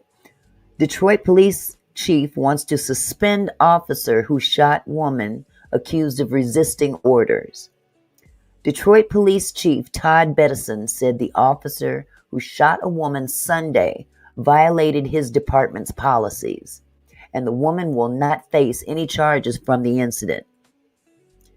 Bettison also told reporters he is preparing to ask the Detroit Board of Police Commissioners to have the officer involved suspended without pay immediately. He said DPD will be submitting a warrant request to the Wayne County Prosecutor's Office. The actions of the officer in violating our policy are not consistent with what should be done, he said. The officer will be held accountable for that. Detroit Board of Police Commissioner Willie Burton said the board isn't meeting this week because some of the members are at a conference. He said the police chief's recommendation is likely to be on the agenda for the November 6th meeting. Bettison said the officer has 1 year and 9 months on the job and no other citizen complaints or pending cases of discipline. He said an investigation into the incident will be headed up by the Homicide Task Force, which is led by the Michigan State Police. The woman sustained injuries to her arms and her leg in the shooting. At a press conference Monday, Bettison said she was taken to the Detroit Detention Center after she was released from the hospital. But Monday morning, he ordered that she be released from the facility immediately. Bettison provided a different account of the incident that he had provided to reporters on Sunday, as he had been able to watch the body-worn camera footage of the incident. He said that on Sunday afternoon, a police officer was out on routine patrol in the area of Van Dyke Avenue and 8 Mile Road. He said the officer observed what he deemed to be a traffic violation and conducted a traffic stop. He said the driver of the black Dodge Durango pulled over her vehicle immediately. The officer identified himself and gave the reason for the traffic stop. The driver strongly disagreed with the officer about the reason, he said, and the officer asked for her driver's license, registration, and proof of insurance for the vehicle. She requested the officer's supervisor numerous times, including calling 911 at one point. Bettison said the officer requested backup to the scene, and once they arrived, the officer opened the driver's door in an attempt to get her out of the vehicle. They were unsuccessful in their attempt, and one of the backup officers pepper sprayed her. She then closed her door and drove away from the scene. She was scared to death. Bettison said the officers pursued the driver for about a minute before they boxed in her vehicle at Concord Street and Outer Drive. An officer jumped out of his vehicle and started ordering her to exit her car. She tried to drive her vehicle out of the box, he said. While the Durango was leaving the scene, the officer ordered the driver 2 more times to get out of the vehicle before firing multiple shots into her car. He then jumped back in his squad car and pursued the Durango, with the backup units following him. The pursuit ultimately ended at a Detroit Police Department facility. She was smart. Bettison said the woman was shot a total of 6 times, and officers rendered first aid to her. She was transported to a local hospital.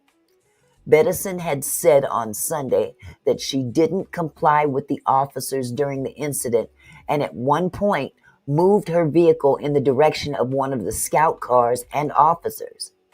An officer then fired multiple shots at her. Bettison said at that time, the claim that she moved her vehicle in the officer's direction wasn't part of the account that the police chief shared on Monday. So in other words, when he first came out with this report, he was only delivering the news that was told to him before he had an opportunity to see the body cam footage. Bettison also said on Monday that the woman did provide her license and registration and her insurance was on her phone. If a supervisor had been called, I don't think it would have went this way, he said. When a journalist asked if Bettison thinks the officer had committed a crime, he said he can't and won't comment on that.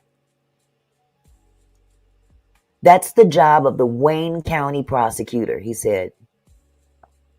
Bettison described the Detroit Police Department policies that were violated during the incident. The department has a policy against vehicle pursuits for traffic reasons. The department only pursues individuals who have committed violent crimes. DPD also does not allow a procedure where officers box in a vehicle in an attempt to stop it from moving. And the department does not shoot at moving vehicles except in extreme circumstances. He also noted that DPD officers are trained to de-escalate situations, but the officers didn't request a supervisor, which was something the woman had asked for. Okay? And this is his press conference where he reiterates the same, and I'll let him tell it for himself. Hold on just a second.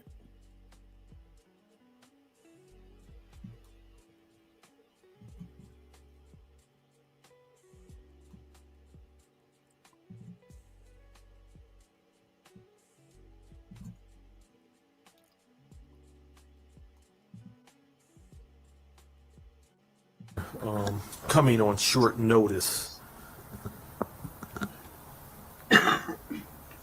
Today, I have called you all here to discuss the officer-involved shooting that happened on yesterday's date, which was Sunday afternoon in the 11th precinct area.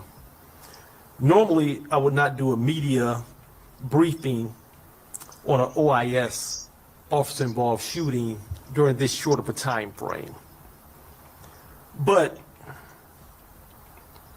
this morning at my senior management meeting, I was able to review the body-worn camera, and at my briefing yesterday at the scene, I updated you and stated that the information was fluid, preliminary, and that I had not reviewed the camera footage at that moment. I was able to review the body-worn camera footage from the shooting officer and wanted to ensure that, as promised, I would give you all an update. I will not be releasing the body-worn camera footage today because I do not want to jump in front of the Wayne County prosecutor, which is standard in an officer-involved shooting. We will be submitting a warrant request, as we always do in all of our officer-involved shootings, and the investigation will be led by the Michigan State Police Department. But I do want to update you and walk you through what transpired to give you an update. After reviewing the body-worn footage, I can tell you that yesterday afternoon, our officer was out on routine patrol in the area of Van Dyke and 8 Mile. He put his officer on blast. Oh my God. You don't see this often. I commend this brother for that. Because you know the boys in blue, they stick together. When they see one do, especially the police chief will sit there and well, he had every right to do what he did. Blah, blah, blah, blah. But I got to commend this man because he went outside of the box. I don't know of any others that would have done so. Not this soon in the game, at least. He observed what he deemed to be a traffic violation and conducted a traffic stop. The driver of the vehicle, which was driving a black Dodge Durango, complied with the officer and pulled over her vehicle immediately. At this point, the officer exited the patrol vehicle and approached the driver's side of the Dodge Durango. The officer identified himself and gave the reason for the traffic stop. The driver strongly disagreed with the officer as to the reason. The officer asked the driver for her license, registration, proof of insurance of the vehicle. The driver requested for the officer's supervisor numerous times, including at one point the driver called 911 while the officer was standing at the vehicle. The officer requested backup to the scene for support. Once backup arrived, the officer physically opened the driver's door in an attempt to get the driver out of the vehicle. The officers were unsuccessful in their attempt to pull the woman out of the vehicle, and she was pepper sprayed by one of the backup officers. She then closed her door and the driver drove off from the scene. The officers pursued the Durango up Van Dyke for approximately 1 minute until they boxed in her vehicle a short distance down the road at Concord and Outer Drive. At this point, the officer which fired shots, we'll call him the shooting officer, jumped out of his vehicle that was parked in front of the Dodge Durango and began ordering the woman to exit the vehicle. The driver, as it is shown in the video, began try to drive her vehicle out of the box. While the Durango was driving away from the scene and past the officer, he ordered the woman 2 more times to get out of the vehicle before he fired multiple shots into the Durango.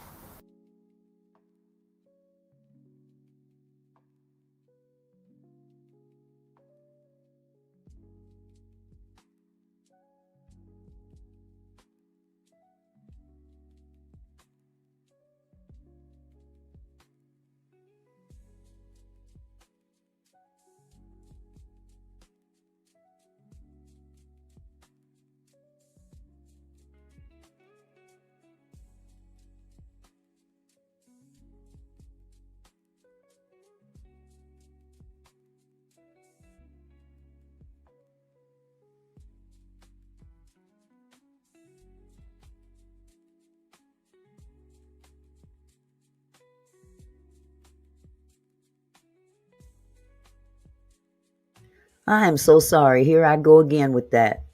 My bad, my bad. Hey, Lily. What I was trying to say is that I can totally understand how she felt in that it's very common now for black motorists to be pulled over, and for whatever reason, it can be the most minute reason. If you stand your ground with an officer, they feel like you're breaking the law. It's not against the law to debate an officer. It's not against the law. You have every right to do that. But fear, when fear kicks in, that's a whole new ball game. And she feared for her life because, number one, they didn't accommodate her request. They did not intend to bring in that supervisor, because that supervisor would have to then uphold the law on her behalf. So I totally understand why she took off. The shooting officer then jumped back in his squad car and pursued the Durango, with the backup units following behind. They pursued, ultimately ending at the Detroit Police Department facility. The driver was shot a total of 6 times. 6 times. Officers rendered first aid. Medics were called. They transported the woman to a local hospital. And you notice where she went. She drove directly to a police station. That was a smart move. What you gonna do now? You gonna pow me right here in your station? I bet you ain't. Come on now.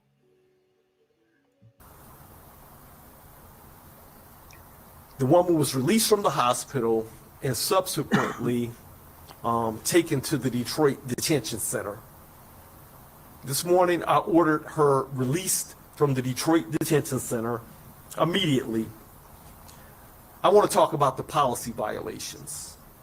Talk about it. This incident has policy violations in multiple areas. That's right, babe. She did the right thing. I find them concerning. The Detroit Police Department, first of all, should not pursue, and we have a policy against vehicle pursuits for traffic.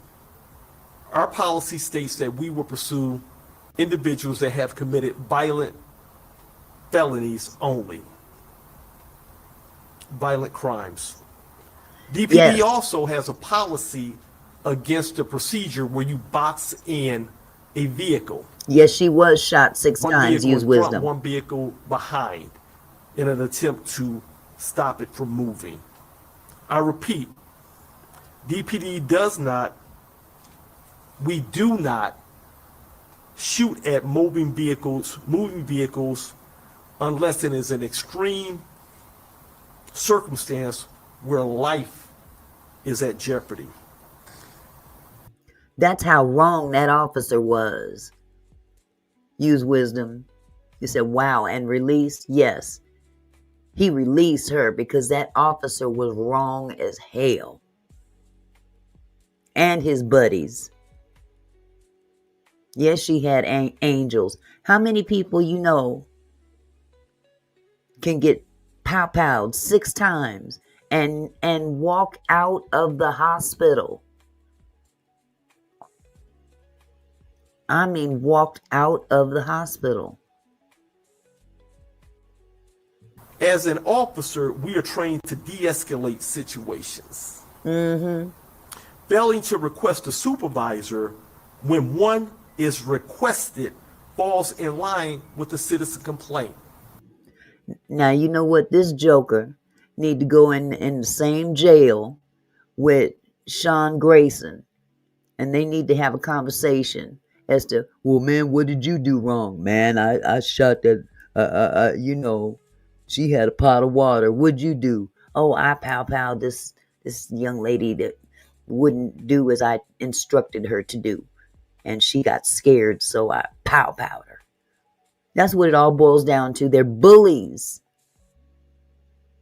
They think that they got that badge and that uniform on, and they can talk to people any old kind of way and disregard their requests and think that's okay. No. People are starting to learn their rights. And she did the right thing. She took off and she ran to the police station. And they don't like that. Too bad, so sad. She requested a supervisor multiple times. I want you all to know that I am preparing to submit to the Board of Police Commissioners to have the shooting officer suspended without pay immediately. Mm-hmm. And again, a warrant request will be submitted to the Wayne County Prosecutor's Office. This is standard. The actions of the officer in violating our policy is not consistent with what should be done. The officer will be held accountable for that. An internal investigation is going to be headed up by the Homicide Task Force, which is led by the Michigan State Police Department. The driver, as I stated, has been released from the Detroit Detention Center this afternoon and will not be facing any charges from this incident. The Detroit Police Department has policies in place for a reason. We are a constitutional police department, and I definitely will hold officers accountable for policy violations. At this point, I'll open it up for questions.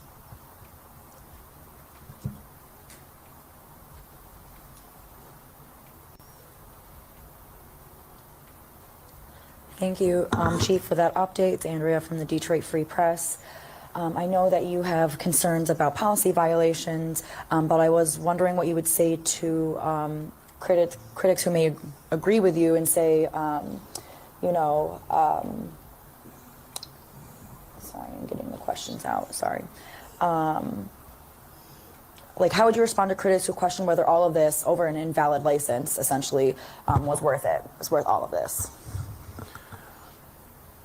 I'm not going to offer my opinion or speculate at this particular time. It's an ongoing investigation based off the warrant requests being submitted. I don't want to interfere or jeopardize anything in that regard.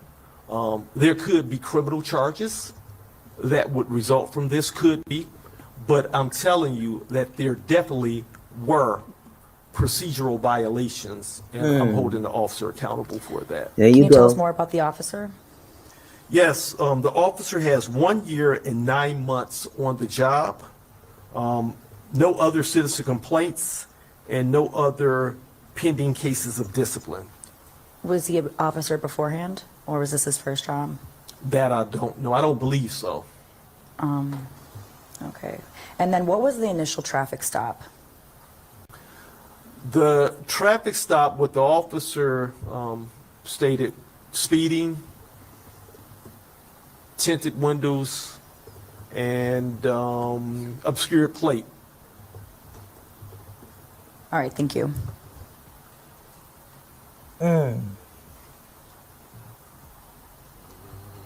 Randy Wembley, Channel 7. Andrew kind of knocked out a bunch of them that I wanted to bring up. But you mentioned that the traffic violation initially was speeding, tinted windows rather, and improper plate. Was that merely the tag or a missing license plate, or what exactly was it with the license plate in regards to? I haven't. The investigation is ongoing. I know what the initial reason for the traffic stop is, but I haven't looked that close to the plate. But I was at this point very, very quickly able to determine that policy violations occurred. And I'm taking swift action in regards to that. This brings up just the issue in regard to pretext stops and what have you. Should there be any sort of reviewing of city ordinances, DPD policy regarding certain pretext stops? We see that in certain other cities and what have you. Is this an opportunity to review that in Detroit? I will say that one of the number one complaints in the city of Detroit, and that I've directed officers to do, is individuals speeding. And so speeding doesn't fall in the realm of a pretextual stop. We've had a lot of traffic accidents with death, critical injuries as a result of that. So the Detroit Police Department, we're going to continue to enforce traffic laws for speeding, improper plates, things that I would say wouldn't fall in the realm of a pretextual stop. And you mentioned just the de-escalation. It seems as if this escalated rather quickly. Could you kind of speak to that a bit, and where perhaps, based upon what you saw in the video, where things could have been de-escalated, those opportunities for the off-ramp, if you will, before things led to the direction where it ultimately went? It would be improper for me to go deep into detail at that level with the pending possible criminal investigation or charges that could result from the Wayne County prosecutor. So basically what he's saying is that this officer may just get not only terminated or suspended without pay, but terminated and jailed. They better get it together, because police departments are doling out way too much money nowadays from lawsuits for officers that can't hold their peace. And they're supposed to be peace officers. And they're the most peaceless people. But I will tell you that we have some of the best policies in the country, if not the best. The Detroit Police Department does. And when individuals follow the policies as they're supposed to, you don't have incidents like this. A supervisor should have been called. She requested a supervisor, and the supervisor should have been called. And lastly, and forgive me if I missed this, but was there any moment where, was there any scene in the video where an officer was sort of hanging on the car, what have you, or being, while she drove away, while the young lady drove away? I can't speak to the video. If I could speak to the video, I would be able to really show the video. So that level of detail, my concern has been with what I spoke of in the policy violation. Gotcha. So thank you. So, Chief, let me see if I understand this. Woman was pulled over for speeding, a legitimate stop. She refuses to give a license, not supposed to do that, and she refuses to give her registration and refuses to cooperate and obey a police officer. What does the police officer do in that situation? I'm glad that you raised that. As I reported out yesterday, I had not seen the video. Hello. I was going basically off preliminary information. And so I will tell you this, Charlie. She did give her license. Boom. She did give her registration. Boom. Her insurance was on her phone. Boom. That's all I have to say about 3 that. strikes, you out. If a supervisor had been called, I don't think it would have went this way. Now Do you think what? the officer had committed a crime?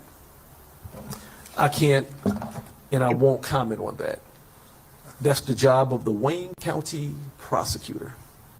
Now, that reporter that asked that question, he need to look deep within his damn self. If that was your wife, what do you think? What do you think? These folks kill me until they're in those shoes. They got a lot to say about other folk until they're in those same shoes. Thank you. So you mentioned having preliminary information on that. I would like to follow up and ask whether, that's basically the complete opposite of what was said yesterday. How did that happen? It was information I was given at the time, and the video had not been reviewed. So was that given by the officer that committed the shooting? I can't go into what he said, that piece. I can't go into that. Basically, he can't talk Yes, yes, she's a black woman. Real life. She is a black woman, which further complicates this whole situation. And you have to wonder, would that have happened to a white motorist? Especially a white female motorist? Because they are the most entitled people in this country. White females are the most entitled in this country. And that ain't no opinion, that's a fact. But these people, they ask these silly ass questions and don't even consider what they would do or what their loved one would do. In the case of this reporter, what if that was your wife? Make it make sense. They unaliving black folks on these streets every doggone day. Absolutely, Faith. About compromising his due process. Okay. And then he's giving that officer some leeway because, truth be told, if you read between the lines of what he's saying that the information that was provided to me prior to me seeing the body cam footage did not align with what I was told. In other words, the officer lied.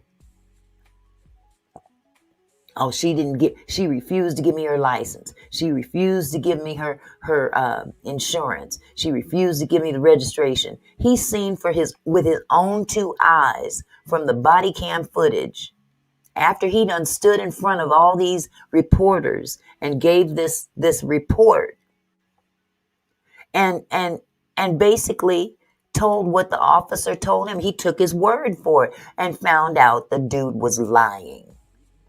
And he's being very, very professional with it. Yes, the brotherhood. Well, this brother ain't part of the hood. will the video be in full released or will it be edited? After the Wayne County prosecutor does her job and is authorized for release, you'll get the video be available. So you should be able to FOIA. And I do have a just quick follow-up question regarding a September 18th officer-involved shooting in which, DPD says he had pulled out a gun, produced a handgun, and then was subsequently shot. I believe survived. That video does not show the suspect producing his handgun. Was that video edited, or is there a video showing that? I'm not sure. I don't have the video in front of me, but the individual had a gun, and it showed the individual with his gun raising his arm, and he threw it on top of a building. The individual had a gun. He had multiple opportunities to discard the gun.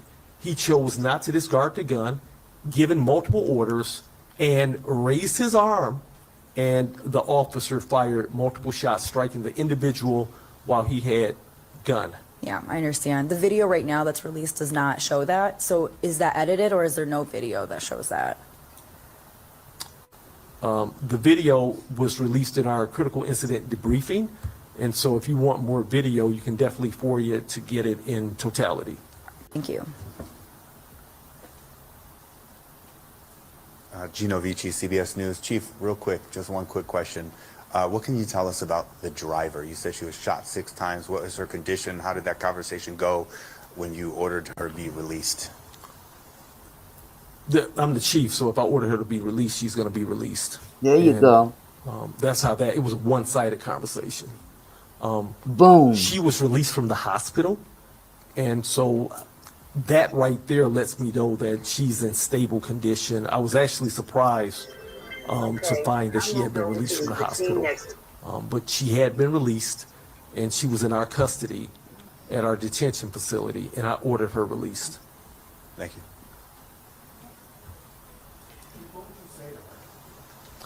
I can't comment, but I'll say this.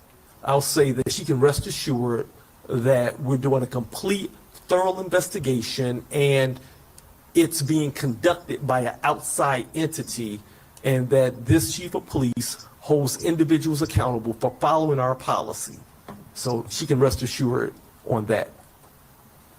Thank you. I love it.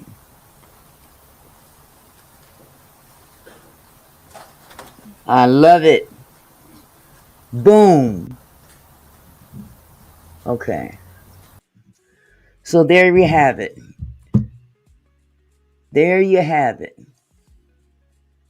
We don't get to see that often. But when we get an opportunity to see it, we definitely need to uphold it and make sure that everybody is knowledgeable that they ain't all bad. They don't always go with the flow. You see what I'm saying? So, mic drop. That's right, Satin. Mic drop. So, with that in mind, I thank you guys for coming and kicking it with me tonight for the last couple of hours. I appreciate it. I appreciate it. I appreciate it. And for those that haven't been here for a while, please don't be strangers. I miss y'all. I miss all of y'all that haven't been here. So, I'm trying to get it together and trying to bring forth some good content for you. And this is a lot of work. Trust and believe. It's a lot of work. So, if I didn't care, I wouldn't even bother. So, just consider that, hey, you got a home over here as well. You can go anywhere you want to go. You can go anywhere you want to go, but you can also come here as well. Thank you, Channy Chan. Good to see you, love. You guys have a wonderful evening. I'm about to get up off of this phone. My grandson is calling me again. So, thank you, real life. Thank you, real life. So I'm going to go ahead and answer this phone call, and I'm out. Peace. Love y'all. Thanks for staying close through thick and thin. Just stuck around, let the journey begin. Every like, every comment, you light up my day.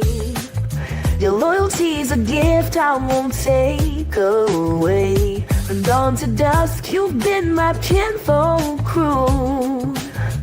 This song's for you, for everything you do. We grow together through highs and lows. Your support is the wind that makes me glow. With every single view, you lift me higher. Your love and dedication fuels my fire.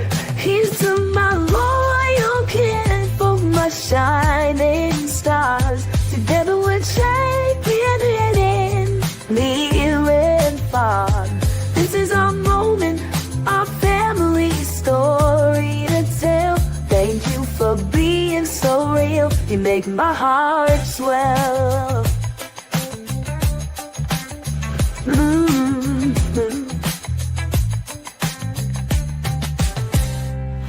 No distance could ever break this bond. You trust, your love, forever fun.